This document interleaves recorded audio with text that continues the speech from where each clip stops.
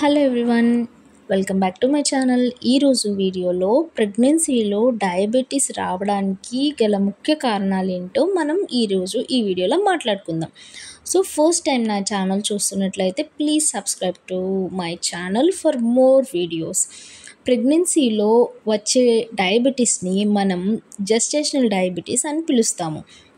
ఇది 24-28 weeks of ప్రెగ్నెన్సీలో మనకి కనబడుతూ ఉంటుంది most of the పీపుల్లో.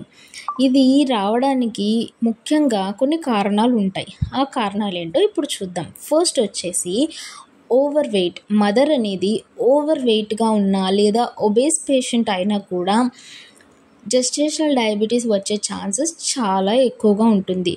Already over weight obese ఉన్న వాళ్ళైతే కొంచెం వాళ్ళ డైట్లో మార్పులు చేసుకొని డైట్ తీసుకోవాలి.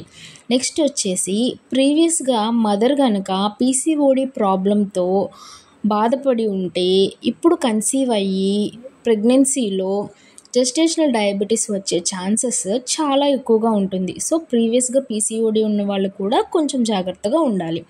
నెక్స్ట్ వచ్చేసి ఫ్యామిలీ హిస్టరీలో కూడా ఎవరికైనా ఇలా డయాబెటీస్ ఉన్నట్లయితే ప్రెగ్నెన్సీలో జెస్టేషనల్ డయాబెటీస్ వచ్చే ఛాన్స్ కూడా చాలా ఎక్కువగా ఉంటుంది. లేదా మదర్కి ప్రీ డయాబెటీస్ బోర్డర్ అంటారు కదా, ప్రీ డయాబెటీస్ అంటే డయాబెటీస్ కాదు, బోర్డర్ ప్రీ డయాబెటీస్, అలా ప్రీ డయాబెటీస్ ఉన్న జెస్టేషనల్ డయాబెటీస్ వచ్చే ఛాన్స్ ఎక్కువగా ఉంటుంది.